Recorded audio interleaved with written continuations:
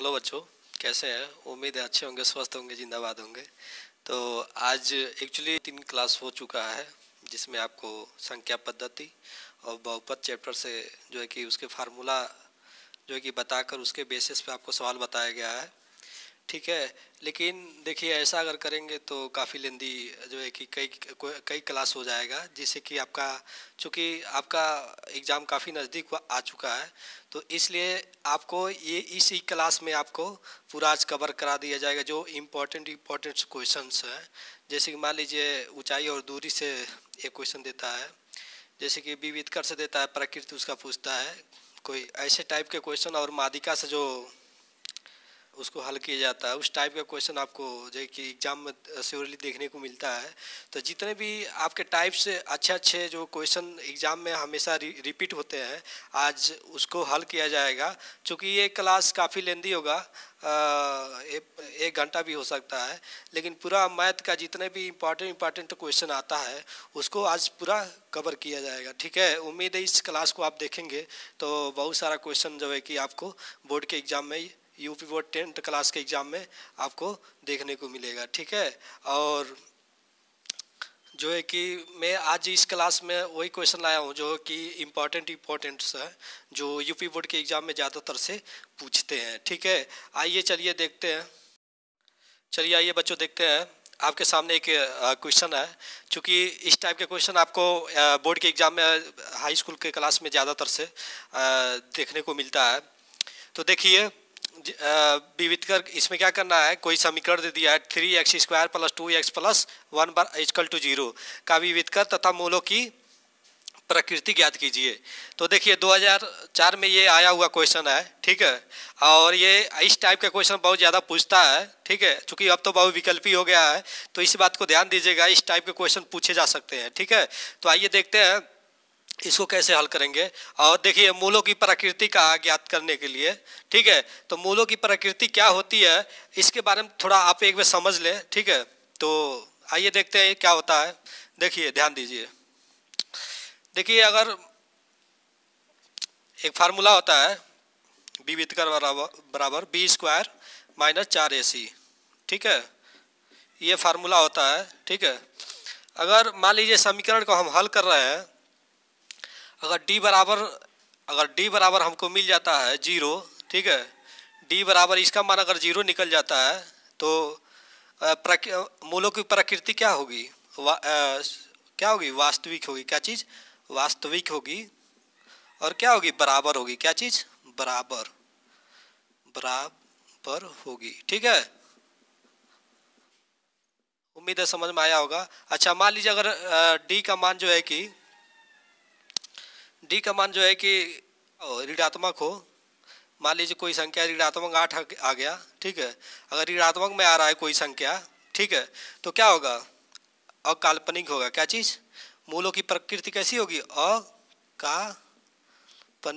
अकाल्पनिक होगी। ठीक है, अच्छा, और मान लीजिए d का मान जो है, d का मान से क्या हो, ज़्यादा अगर मान दे रहा है, ठीक है, मान लीजिए प्लस में कोई मान दे रहा है, 4 या 5 जैसे भी कोई भी संख्या दे रही है प्लस में अगर आ रही है तो क्या होगी, वास्तविक। मूलों की प्रकृति क्या होगी, वास्तविक तथा क्या होगा, दो मान क्या आएगा, भिन्न भिन्न आएगा। क्या चीज़, भिन्न भिन्न। ठीक है, तो आइए इस क्वेश्चन के बेसिस पे ये 3 पॉइंट हम समझते हैं। अभी इस क्वेश्चन को हल करेंगे तो ये आप 3 पॉइंट क्लियर हो जाएगा। चूँकि जो है कि यूपी बोर्ड जो 10th क्लास का एग्ज़ाम आने वाला है, ये उस एग्ज़ाम की दृष्टि से ये थोड़ा सी इम्पोर्टेंट्स है, तो इसलिए आप थोड़ा इसको एग्जाम्पल जो मैं दे रहा हूँ, जो सवाल दिया हूँ, उसके बेसिस पे आपको पहले ये समझाना ज़रूरी था, क्योंकि ये नहीं समझाएंगे तो ये समझ में आएगा नहीं। ठीक है, तो आइए देखते हैं। तो आइए इसको मिटा लेते हैं पहले। तो आइए देखते हैं, पहले आपको क्या कराना पड़ेगा, ये जो द्विघात समीकरण दिया है, समीकरण जो दिया है, इसको आपको ax² + bx + c = 0 से तुलना तुलना करने पर, ठीक है। आप इससे तुलना कीजिए तो देखिए ए बराबर क्या दिया, ए बराबर 3 और बी बराबर कितना दिया, बी बराबर 2 और सी बराबर अचर पद सी बराबर कितना दिया है, 1 दिया है, ठीक है। तो आपसे क्या कहा है, विविधकर ज्ञात करना है, डी का मान ज्ञात करना है, विविधकर वही होता है, और मूलों की प्रकृति बताना है। तो मूलों की प्रकृति 3 कंडीशन बनते हैं, तीनों कंडीशन आपको मैं शुरू में क्वेश्चन करने से पहले आपको बता दिया हूँ, ठीक है। तो आइए देखते हैं हल करके इसकी प्रकृति क्या है। तो देखिए इसका एक फार्मूला होता है विविधकर डी बराबर बी स्क्वायर माइनस 4ac होता है, ठीक है। ये इस फार्मूला पर हम लोग इस क्वेश्चन को हल करेंगे। तो आइए देखते हैं, d बराबर हो जाएगा, b का मान कितना है, 2 है, तो 2 का होल स्क्वायर और माइनस 4, a का मान कितना है, a का मान 3 है, गुणे 3 और गुणे c का मान कितना दिया है, 1 दिया है, ठीक है। आइए देखते हैं इसका जब करेंगे तो आपका आएगा 4 आ जाएगा और माइनस ये 4 3 12, ठीक है, कितना आ जाएगा, 12 आ जाएगा। अब देखिए 4 में से 12 घटेगा तो कितना हो जाएगा, -8 आ जाएगा, क्या चीज़, -8। तो डी का मान तो इतना निकल गया, लेकिन अब प्रकृति की जब बात हम करेंगे तो आपको बताया गया था, जब अगर क्वेश्चन जो है कि विविधकर डी का मान अगर माइनस में आ रहा है, ठीक है, डी का मान माइनस में अगर आ रहा है, ऋणात्मक आ रहा है, तो क्या होगा, मूल कैसा होगा, काल्पनिक होगा। मूल कैसा होगा, मूलों की प्रकृति कैसे होगी, मूलों की प्रकृति काल्पनिक होगी, क्या चीज का काल्पनिक होगी, ठीक है। तो देखिए अगर माइनस में आएगा तो मूलों की प्रकृति काल्पनिक होगी। अब मान लीजिए अगर ऐसा प्लस में इसमें आ जाता तो क्या होगा, मूल कैसी होगी, वास्तविक होगी, ठीक है, मूल कैसी होगी, वास्तविक होगी, ठीक है। और मान लीजिए अगर 0 अगर यहाँ पर पूरा ये जो 12 अगर मान लीजिए 12 माइनस 12 अगर होता तो क्या आता, 0 आता। अब मान लीजिए अगर 0 आता तो क्या होता, मूलों की प्रकृति कैसी होगी, तब क्या होगी, समान होगी, क्या चीज़, समान होगी, ठीक है। मूलों की प्रकृति कैसी होगी, समान होगी, ठीक है। उम्मीद है आपको ये सवाल समझ में आया होगा, ठीक है। और 3 टाइप के इसमें जो है कि प्रकृति, मूलों की प्रकृति बन रही थी, वो भी आप अगर ऐसा आता है, अगर माइनस में आता है तो क्या काल्पनिक होगी, अगर प्लस में आता है तो मूलों की प्रकृति कैसी होगी, वास्तविक होगी। अगर डी बराबर 0, ठीक है, बराबर दोनों आ रहा, डी बराबर 0, तो क्या होगा, मूलों की प्रकृति कैसी होगी, समान होगी, ठीक है। उम्मीद है ये क्वेश्चन आपको बहुत अच्छा तरह समझ में आया होगा। चलिए ठीक है, चलिए बच्चों आइए देखते हैं एक विविधकर बेसिस पे और उसकी प्रकृति, मूलों की प्रकृति, उसके बेसिस पे एक और क्वेश्चन देख लेते हैं, ठीक है, जिससे आपका कंसेप्ट क्लियर हो जाएगा। तो आइए देखते हैं ये जो है कि सवाल जो है, ये प्रश्न जो है आपको यूपी बोर्ड 2005 में आया हुआ है, ठीक है। तो देखिए कैसे हम लोग इसको हल करते हैं और कैसे क्या करना है, देखिए ध्यान से समझिए। समीकरण 8x square minus 10x plus 3 बराबर 0 के मूलों के लक्षण तथा लक्षण ज्ञात कीजिए, ठीक है। इसका लक्षण मतलब प्रकृति ज्ञात करना है, ठीक है, बताना है। तो ध्यान से समझिएगा। तो पहले तो क्या करते हैं, ये द्विघात समीकरण है, क्या चीज़, द्विघात समीकरण आपको दिया हुआ है 8x स्क्वायर माइनस 10x और प्लस 3 बराबर 0, ठीक है। तो आपको ax square plus bx plus c बराबर 0 से तुलना करा दीजिए, तुलना करने पर, ठीक है। जब तुलना आप करेंगे तो a बराबर कितना दिया, 8 दिया है, a बराबर 8 और b बराबर -10, देखिए माइनस दिया है तो -10 हो जाएगा, और c बराबर 3 दिया है, c बराबर 3।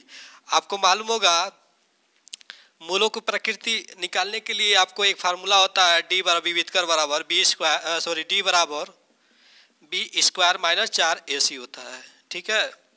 इस फार्मूला पर आप इसको जो है कि रखिए मान इसका। तो देखिए b का मान कितना दिया है, -10, तो -10 चूँकि ये क्या है, माइनस में है, तो इसको इस कोष्टक में रख लीजिए और स्क्वायर इस पर कर दीजिए, स्क्वायर है माइनस 4 गुणे 4, ए का मान कितना दिया, 8 दिया है, ठीक है 8, और गुणे ये सी का मान कितना दिया, 3 दिया है, तो 3 रख लीजिए। देखिए अब इसका जब हम जो है कि स्क्वायर करेंगे 10 का, ठीक है, वर्ग स्क्वायर करेंगे तो क्या होगा, ये जो है कि देखिए यहाँ पर -10 गुणे -10 इसको लिख सकते हैं ना। तो जब माइनस माइनस से गुणा होता है तो सबको मालूम है कि माइनस माइनस गुणा होता है क्या होता है, प्लस हो जाता है। तो क्या हो जाएगा, 10 गुणे 10 बराबर 100 हो जाएगा। आप चूंकि माइनस हट जाएगा क्योंकि माइनस माइनस से गुणा होगा तो क्या हो जाएगा, 100 हो जाएगा। तो देखिए ये आप कितना हो जाएगा, 100 हो जाएगा। इसका स्क्वायर करेंगे तो 10 का, और इसके बाद 8 चौक को 32, अब 32 तिया कितना हो जाएगा, 3 दूना 6, 3 तिरिक 9, यानी कि 96 हो जाएगा। कितना, 96। जब आप 100 में से 96 घटाएंगे तो कितना आपका आएगा, 4 आएगा। क्या चीज़, 4। अब आपको यहाँ पर क्या कहा है, समीकरण 8x² प्लस 10s प्लस 3 बराबर 0 के मूलों का लक्षण ज्ञात कीजिए। मूलों का लक्षण मतलब प्रकृति ज्ञात करना है। तो देखिए अब क्या है कि हमने बताया था अगर ऋणात्मक रहेगा तो काल्पनिक रहेगा, और धनात्मक रहेगा अगर मान तो क्या रहेगा, वास्तविक रहेगा। तो कौन सा मूलों की प्रकृति कैसी है, मूलों की प्रकृति कैसी है, वास्तविक है। क्या चीज, वास्तविक है, ठीक है। बस यही बताना था आपको। तो उम्मीद है आपको ये सवाल समझ में आया होगा, ठीक है। और इस टाइप के क्वेश्चन आपको एग्जाम में अगर देखने को मिलते हैं तो आप जो है कि बहुत अच्छा से करके आएंगे, ठीक है। आइए देखते हैं अगला सवाल। चलिए आइए देखते हैं, आपके सामने एक क्वेश्चन है, 2 अंकों वाली कितनी संख्याएं 3 से विभाज्य है। चूंकि देखिए कह रहा है, ध्यान से समझिएगा, एक बार पढ़ते हैं। 2 अंकों वाली कितनी संख्याएं 3 से विभाज्य हैं। ये यूपी 2020 में ये जो है कि क्वेश्चन पूछा हुआ है, ठीक है। तो ध्यान दीजिएगा थोड़ा, इसको क्या करना है, क्या कह रहा है, 2 अंकों वाली मतलब दो अंक रहना चाहिए, ठीक है। कोई भी 2 अंक इसमें रहना चाहिए। तो देखिए 2 अंकों को 3 से विभाज्य, तो देखिए एक तो 9 3 से विभाज्य होता है, तो 9 जो है कि 1 अंक है, तो ये तो होगा नहीं। तो 1 3 चौक 12 मतलब पहले 12 होगा। उसके बाद देखिए इसके आगे कौन सा 3 से विभाज्य होगा, 15 होगा। 3 5 15, 3 छक्के 18 होगा, 3 छक्के 18 डैश डैश डैश कह रहा है 2 अंकों का। तो देखिए 100 तो होगा नहीं, 100 से नीचे ही होगा। तो 100 से नीचे वाला 3 से कौन सा विभाज्य होगा, तो आप जान रहे होंगे 99 जो है कि 3 से विभाज्य होगा, ठीक है। उम्मीद है यहाँ तक आपको समझ में आ रहा होगा। ध्यान से 2 अंकों वाली कितनी संख्याएं 3 से विभाज्य है। तो देखिए 2 अंक, 1 अंक 2 अंक, 1 अंक 2 मतलब 2 अंक रहना चाहिए। तो एक पहला तो है 12 और दूसरा 15, इस तरह करके डैश डैश डैश तक क्या 99 तक जो है कि 3 से 2 अंकों वाली संख्या विभाज्य है। तो ये कह रहा है कि कितनी संख्याएं 2 अंकों वाली कितनी संख्याएं, इस तरह देखिए 1 2 3 4 ऐसे ऐसे कितनी संख्याएं 99 तक है जो 3 से विभाज्य है। तो इसको कैसे निकालेंगे, तो इसका एक फार्मूला होता है आपका, ठीक है। आइए उस फार्मूला के बेसिस पे इसको हल करते हैं। चलिए आइए देखते हैं, ये एक फार्मूला है। आपसे क्या पूछा है कि 2 अंकों वाली कितनी संख्याएं 3 से विभाज्य है, ठीक है। कितनी संख्या है, यन जो है कि आपको पूछ रहा है, ठीक है। तो आइए देखते हैं। पहले तो मैं आपको बता दूं डी क्या होता है, ए क्या होता है, यल क्या है। ये यल मतलब अंतिम पद होता है। क्या चीज़, अंतिम पद। तो अंतिम पद क्या है, यल बराबर 9 है, तो अंतिम पद यही है ना। तो अंतिम पद यल बराबर 9 हो गया। और ए क्या होता है, प्रथम पद। ए क्या होता है, प्रथम। तो प्रथम पद कौन सा है, 12 है। क्या चीज़, 12 है। तो ए बराबर कितना हो जाएगा, 12 हो जाएगा। अच्छा देखिए डी बराबर क्या होता है, डी बराबर 2 पदों के बीच का अंतर होता है, ठीक है, जिसको सर्वांशम बोलते हैं, ठीक है। 2 पदों के बीच का अंतर जो होता है डी होता है। तो डी बराबर क्या होगा, 15 में से 12 घटाइए, तो 15 में से जब 12 घटाएंगे तो कितना हो जाएगा, 3 बचेगा। यानी डी बराबर कितना आपका निकल गया, 3 निकल गया। अब ये आपका यहाँ से मान निकल गया, ठीक है। अब इसमें आप इसको पुट ऑन कर दीजिए, पुट कर दीजिए, रख दीजिए। तो देखिए हल करने पर क्या प्राप्त होता है, यानी कि जो संख्या है कि 2 अंकों वाली संख्या कितनी है, ठीक है, वो यहाँ से आप ज्ञात कर सकते हैं। तो यन हमको पूछ रहा है। तो देखिए यल जो है कितना दिया है, 99 दिया है। यल 99 बराबर क्या होगा, और ए कितना दिया है, 12 दिया है। 12 प्लस यन का मान कितना दिया है, यन का मान नहीं दिया है, यही पूछ रहा है। चलिए n-1 इसी तरह ने दीजिए। डी का मान कितना दिया है, 3 दिया है, ठीक है, इंटू डी। आइए इसको हल करते हैं। तो देखिए 99 बराबर 12 प्लस ये इसमें गुणा कराएंगे तो 3n और माइनस ये 3 हो जाएगा, इसमें गुणा करेंगे, ये इसमें गुणा होगा, ये इसमें गुणा, तो इतना होगा। चलिए आइए देखते हैं। देखिए ये माइनस है, ये प्लस है, तो जब माइनस प्लस से क्या होगा, घट जाएगा। क्या चीज़, प्लस माइनस से माइनस होगा तो क्या होगा, ये घट जाएगा। तो कितना हो जाएगा 99, तो 12 में से 3 घटेगा, कितना होगा 9 हो जाएगा। कितना 9 हो जाएगा, 9 प्लस 3n हो जाएगा, ठीक है। अब जो है कि 9 को पक्षांतर इधर कर दीजिए।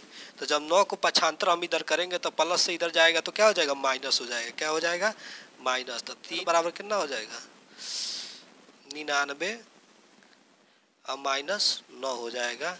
और 3n बराबर कितना हो जाएगा, ये जब घटेगा तो आपका कितना हो जाएगा, 90 हो जाएगा। कितना, 90 हो जाएगा। अब 3 को इधर पक्षांतर कीजिए। तो जब 3 को पक्षांतर करेंगे तो ये जो है कि इंटू में जब इधर तो n बराबर कितना हो जाएगा, 90/3 हो जाएगा। 3 तरीके 9, यानी कि जो दो अंकों की कितनी संख्याएं हैं, 30 है। कितना है, 30 है। यानी कि इस फार्मूला के बेसिस पे आपको क्या पूछ रहा है कि दो अंकों वाली कितनी संख्याएं जो 3 से विभाज्य है। तो मैं आपको बता दूं, यहाँ से इस फार्मूले के बेसिस पे निकालने पे ये मालूम चला है कि 3 से जो विभाज्य होने वाली संख्याएं कितनी है, 30 है, ठीक है। उम्मीद है आपको ये सवाल समझ में आ रहा होगा। मतलब कैसे 30 है, 1 2 3 ऐसे ऐसे करके आप गिनेंगे तो 30 संख्याएं 99 तक ऐसे मिलेंगी जो है कि 3 से विभाज्य होंगी।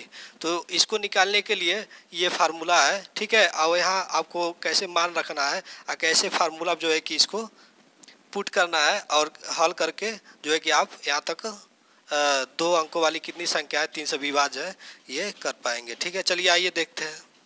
सवाल समझ में आया होगा, ठीक है।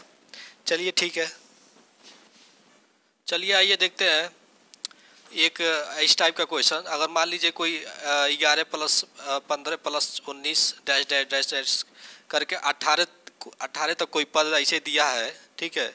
तो पदों का योगफल मतलब पूरा अगर जोड़ना है तो आप फार्मूला के बेसिस पे कैसे आप हल कर सकते हैं, हल करेंगे। आइए इसको देखते हैं, ठीक है। तो इसका एक फार्मूला होता है, देखिए पदों का योगफल बराबर पदों का योगफल बराबर n/2 कोष्ठक में 2a plus n-1 into D होता है। ये फार्मूला होता है, ठीक है। पदों का योगफल बराबर ये फार्मूला होता है।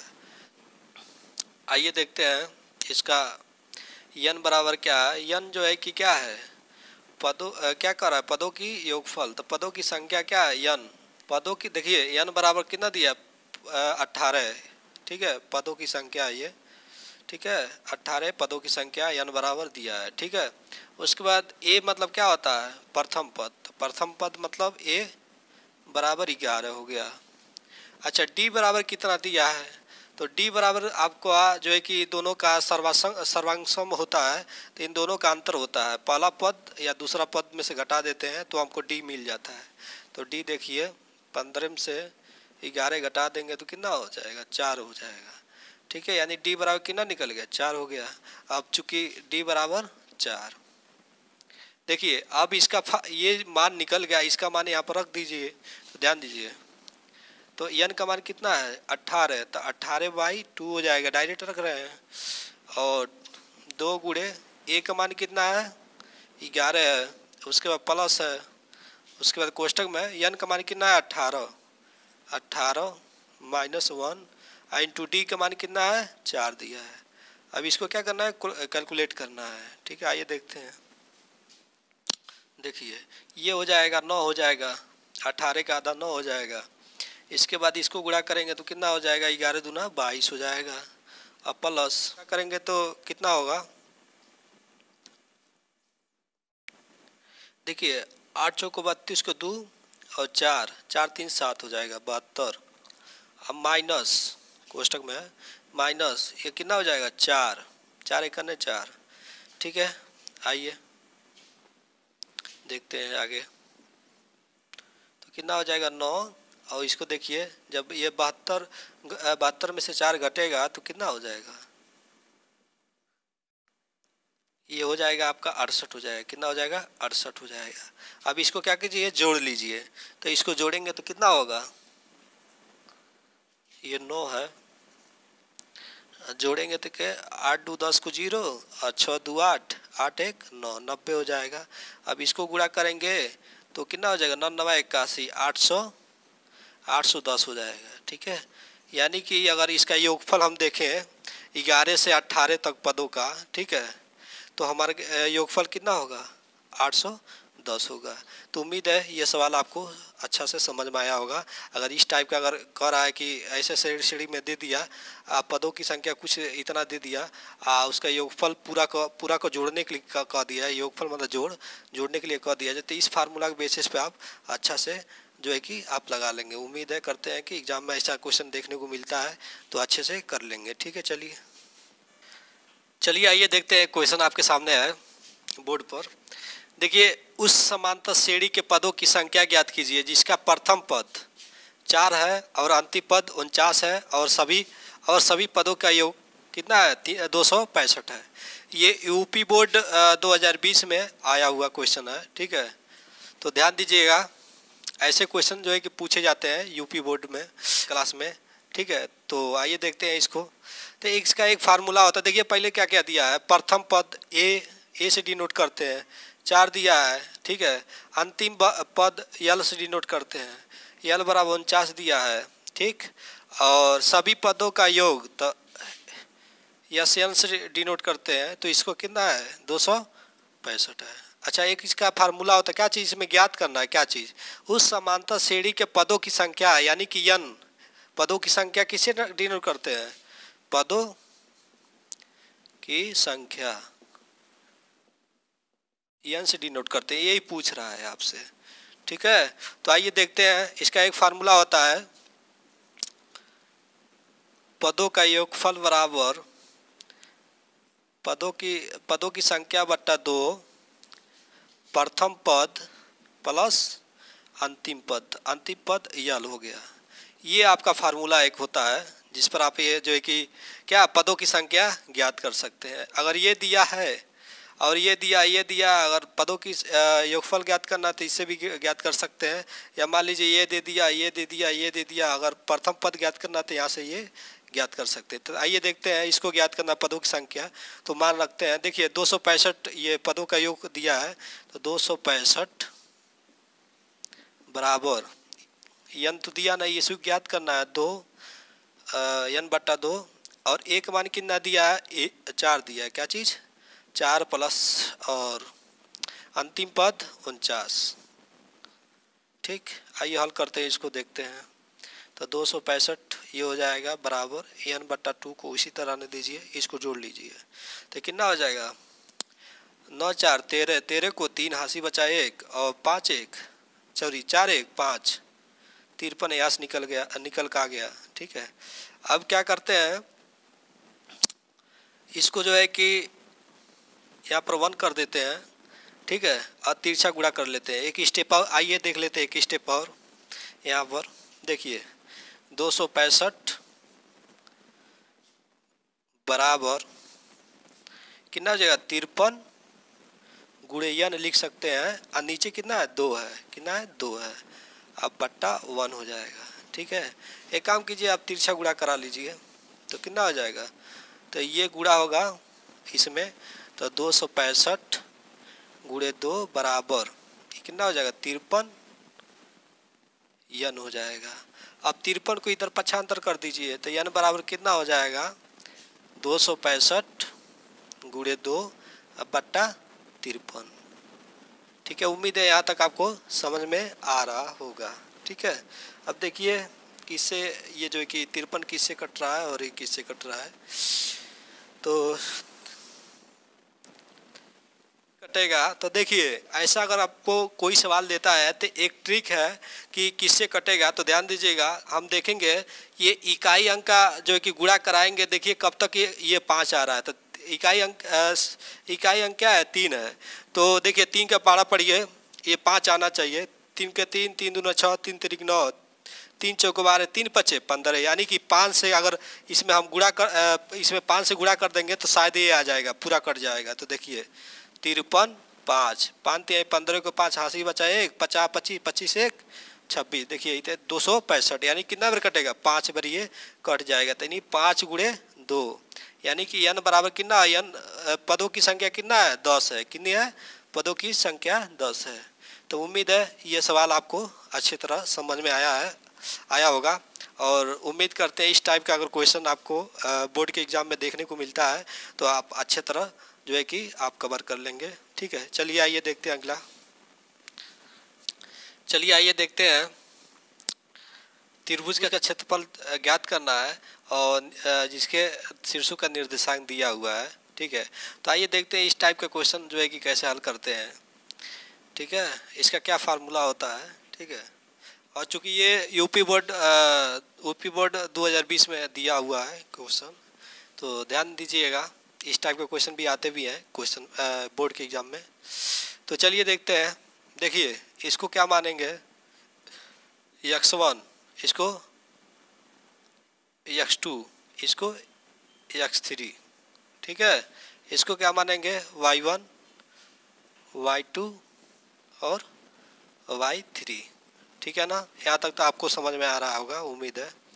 तो चलिए देखते हैं इसका फार्मूला क्या होता है त्रिभुज का क्षेत्रफल। त्रिभुज का क्षेत्रफल, क्षेत्रफल का क्षेत्रफल बराबर क्या होता है, 1/2। तनी रुकिए बाबू, रोक।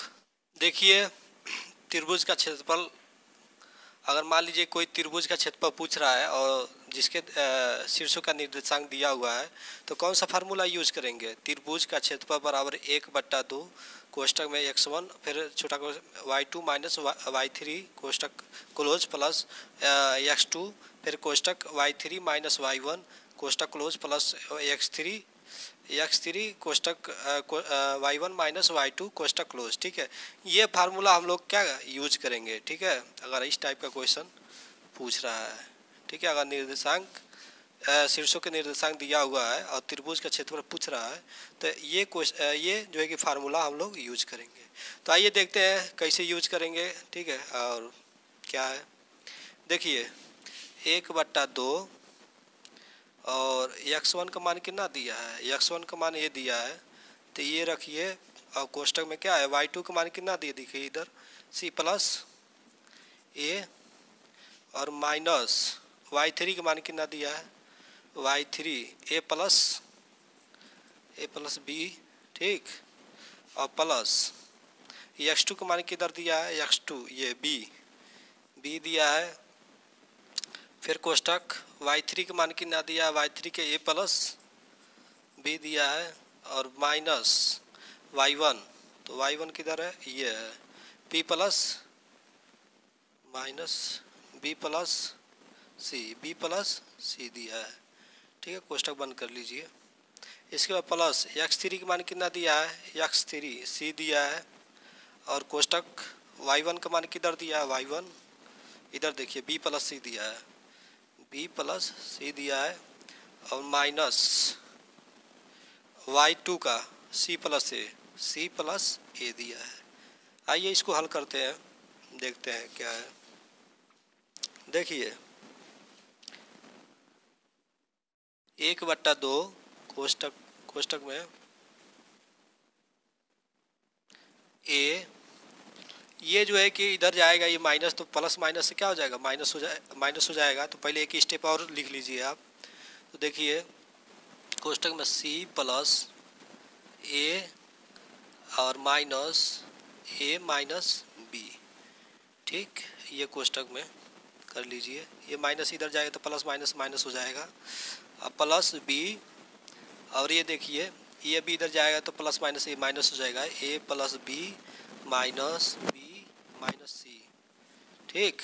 अब प्लस सी, एक कर लीजिए आगे, देखिए बी प्लस सी, इधर माइनस प्लस माइनस माइनस हो जाएगा, माइनस सी, अब माइनस ए, कोष्टक बंद कीजिए, ये वाला कोष्टक, ठीक है। आइए इसको अब हल करते हैं। तो देखिए ए पे काटते हैं, देखिए ये इसके आगे प्लस है, इसके आगे माइनस है, तो ये क्या होगा, कट जाएगा, ठीक है ना। अब देखिए इसमें क्या है, इसके आगे माइनस है, इसके आगे प्लस है, तो बी से बी क्या उठ जाएगा, कट जाएगा। इसके आगे प्लस है, इसके आगे माइनस है, तो ये सी से सी कट जाएगा। ये देखते हैं आगे क्या क्या बचा है। 1/2, 1/2 कोष्टक में, ये जो है कि एक स्टेप और लिख लीजिए, ए क्या बचा है, क्या क्या, सी और बी बचा है, तो क्या हो जाएगा, बी हो जाएगा, ठीक है। अब इसी तरह प्लस बी ए हो गया, और कोष्टक में क्या क्या बचा है, ए माइनस सी बचा है, क्या चीज़, ए माइनस सी बचा है, ठीक। अब प्लस सी, अब कोष्टक में क्या बचा है, बी माइनस ए बचा है, क्या चीज़, बी माइनस ए बचा है, ठीक है।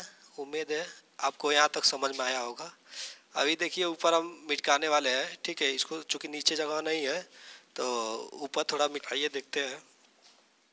इसके बाद 1/2, ये इसमें गुणा होगा तो कितना हो जाएगा, ए सी, ए सी, अब माइनस ए बी हो जाएगा, क्या चीज़, ए बी, कोष्टक बंद, प्लस बी, इसमें गुणा करेंगे तो क्या क्या हो जाएगा, बी ए, और माइनस बी सी, क्या हो जाएगा, बी सी हो जाएगा, ठीक है। अब प्लस ये इसमें गुणा करेंगे तो क्या हो जाएगा, सी ए, सॉरी सी बी है ना, सी बी माइनस सी ए, क्या चीज़, सी ए। यहाँ तक आपको समझ, उम्मीद है आपको यहाँ तक समझ में आया। ये कोष्टक हटा दीजिए ए अंदर का। तो देखिए, चलिए आइए देखते हैं। देखिए इसके आगे प्लस है ए सी, चूँकि ए सी इधर है, ऐसे सी है चाहे ए सी, वही बात हुआ।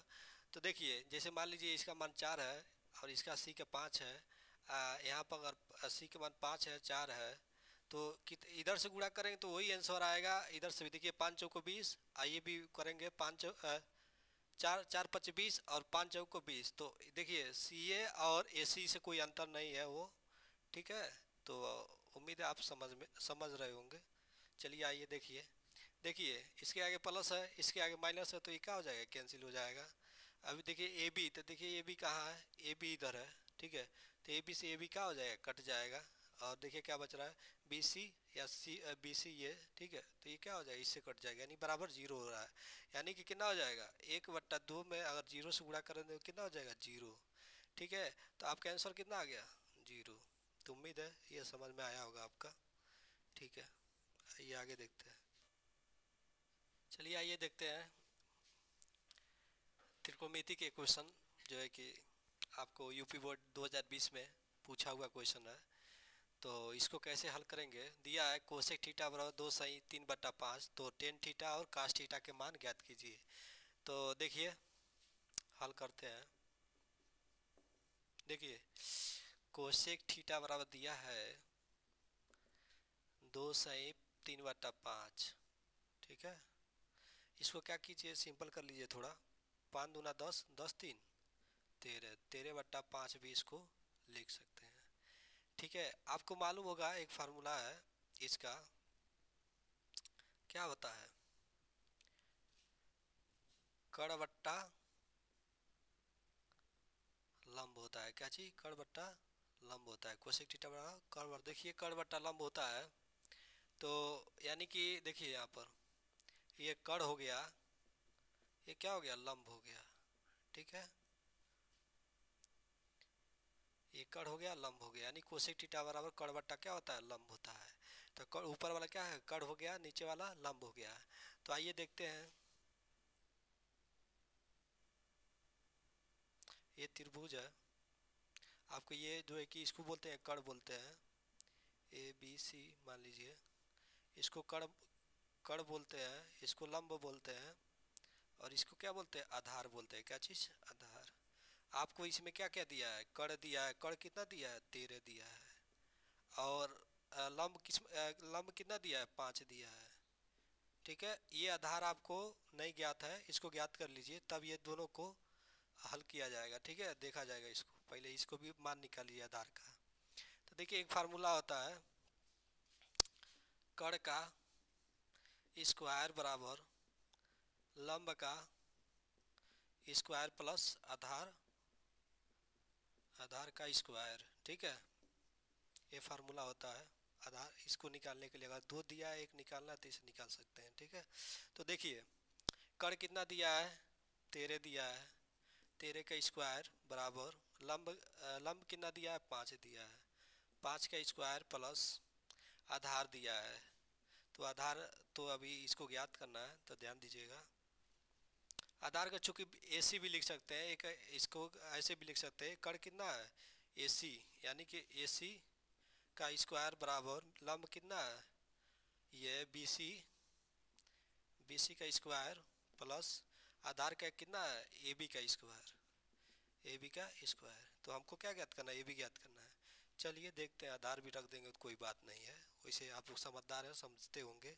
चलिए देखिए 13 का जब हम स्क्वायर करते हैं तो 169 हमको मिलता है। देख लीजिए 13 का जो है कि स्क्वायर, 13 में 2 पे गुणा कर दीजिए, 3 3 9, और 3 3 3 6 हो जाएगा, और एक करने एक आ गया, यानी 169 होगा। ठीक है, अभी आप देखिए बराबर इसका जब स्क्वायर करते हैं, 5 का स्क्वायर कितना होता है, 25 होता है। कितना होता है, 25 प्लस आधार का स्क्वायर। अब इधर इसको पक्षांतर कर दीजिए, तो आधार बराबर कितना हो जाएगा, 169। ये प्लस में तो इधर आएगा तो माइनस में हो जाएगा 25।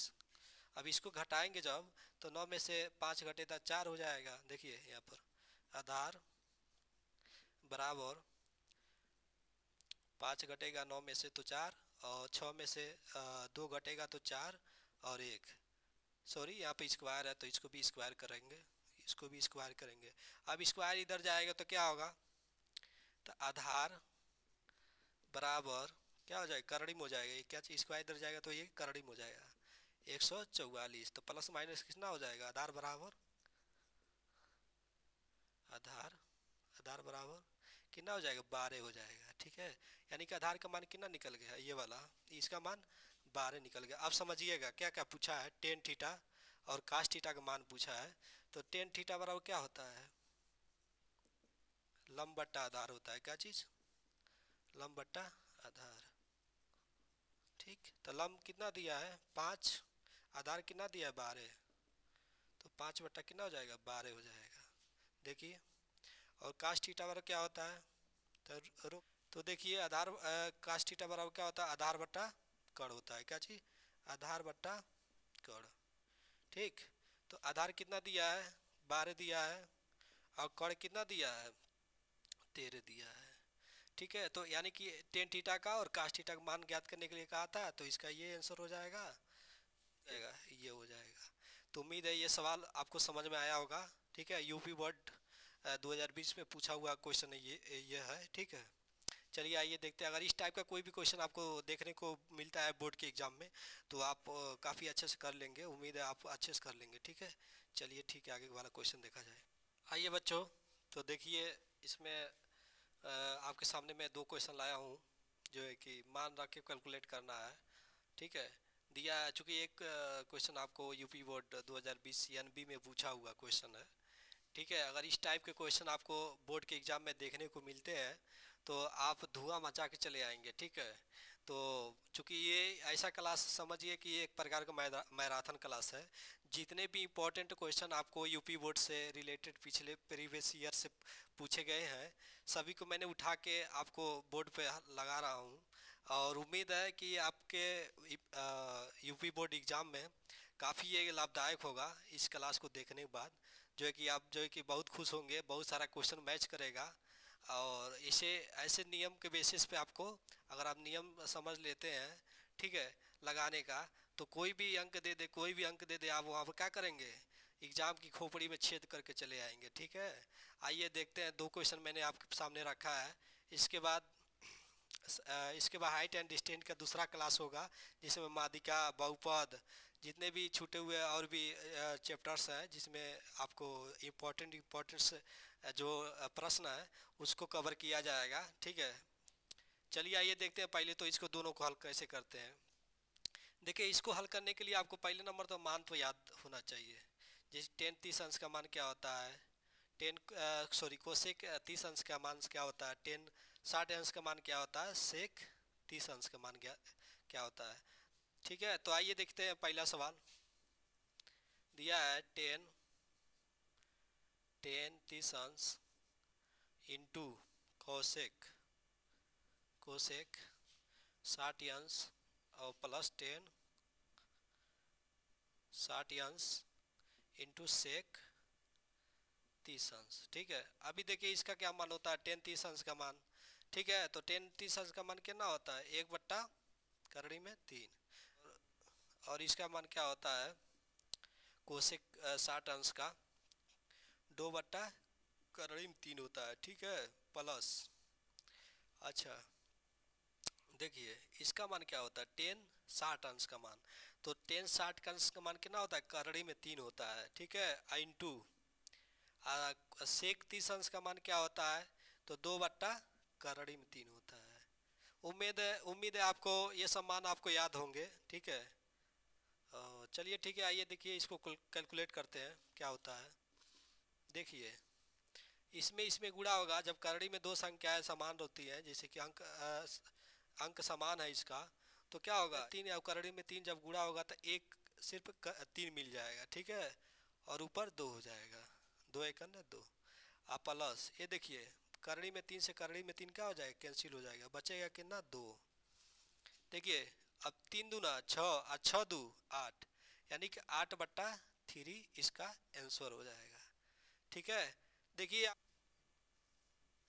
चलिए आइए देखते हैं इसका मान ये पहला तो हो गया। अब दूसरा सवाल कैसे लगाते हैं, ध्यान से समझिएगा। देखिए 10 45 अंश का मान कितना होता है, 1 होता है, क्या चीज़, 1। और कोसेक 30 अंश का मान कितना होता है, 2 होता है। ठीक है, चलिए ये वाला देखिए, सेक 30 अंश का मान कितना होता है, 2 होता है, कितना होता है, 2 होता है। और कॉट 45 अंश का मान कितना होता है, 1 होता है, क्या चीज़, 1 होता है। और माइनस 2 दिया ही है। साइन 90 अंश का मान कितना होता है, साइन 90 अंश का मान कितना होता है, 1 होता है। और कोस जीरो का कोस जीरो अंश का मान कितना होता है, 1 होता है। ठीक है, उम्मीद है ये सब आप मान आपको याद होंगे। ठीक है, अब देखिए इसको हल करते हैं। 1/2 प्लस 2/1 और माइनस, देखिए इसमें तो गुणा हो जाएगा तो 2/1। ठीक, अब देखिए तो इसको हल करते हैं तो क्या हो जाएगा, 1/2। ठीक है, इसे देखिए ये एलसीएम निकाल लीजिए, 1 हो जाएगा, सॉरी 2 हो जाएगा, 2 है ना, 2 हो जाएगा। तो 2 एक कितना हो जाएगा, 1 है, तो 2 एक करना 1, यानी कि 1 गुणे 1 मतलब 1 ही होगा, प्लस ये भी कितना हो जाएगा, 2 दिया है, 1 ही रहेगा, 1 करने 1, 2 एक करने 2, 2 ही रहेगा, माइनस ये 2 हो जाएगा। अब देखिए इसमें क्या है, यहाँ प्लस, यहाँ माइनस है, यहाँ प्लस है, तो ये 2 से 2 क्या हो जाएगा, कैंसिल हो जाएगा, तो कितना हो जाएगा, 1/2 हो जाएगा। कितना हो जाएगा, 1/2 आपका आंसर हो जाएगा इसको हल करने पे, यानी कि 1/2। चलिए आइए देखते हैं बच्चों, ये सिद्ध करना है कि लेफ्ट हैंड साइड बराबर राइट हैंड साइड दोनों आपस में क्या हो, बराबर हो, ये सिद्ध करना है। तो आइए देखते हैं कैसे। चूँकि ये यूपी बोर्ड 2020 में आया हुआ क्वेश्चन है, तो ध्यान से समझिएगा इसको कैसे हल करेंगे हम लोग। ठीक है, तो देखिए पहले कौन सा लेफ्ट हैंड साइड का उठाते हैं, इसको हल करते हैं। तो देखिए 1 प्लस, देखिए लेफ्ट हैंड साइड वाला पॉइंट उठाते हैं, तो 1 + 10 स्क्वायर ए बट्टा कितना दिया है, 1 + कॉट स्क्वायर ए दिया है।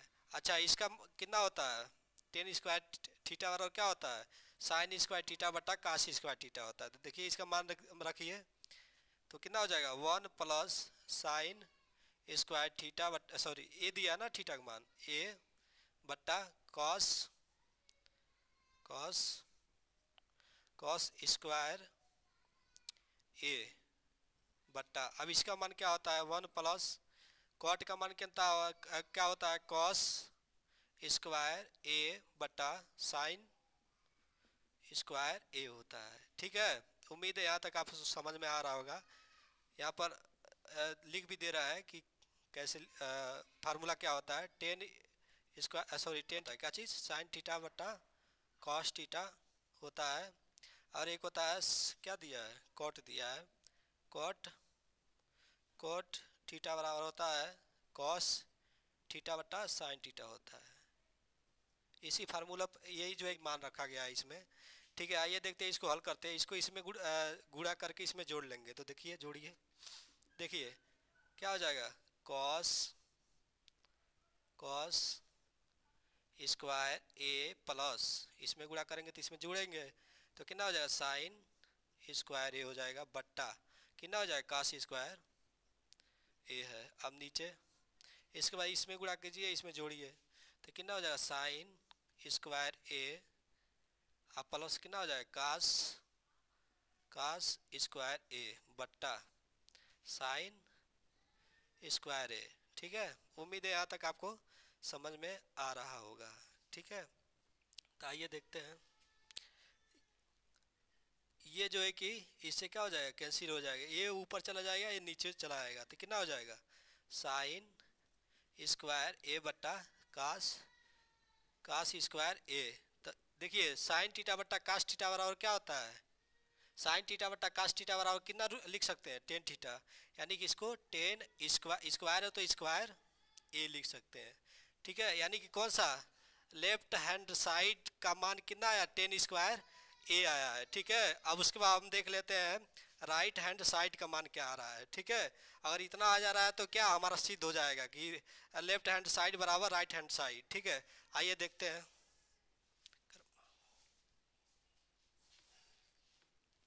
तो आइए देखते हैं, ये तो आपका कौन सा निकल गया लेफ्ट हैंड साइड बराबर कितना tan square theta sorry tan square A निकल गया।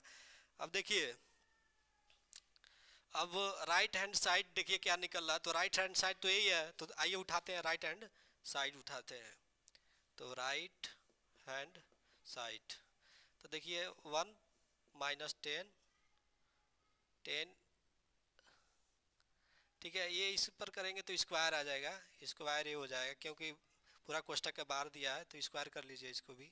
अब बट्टा 1 - क्या हो जाएगा कॉट स्क्वायर ए।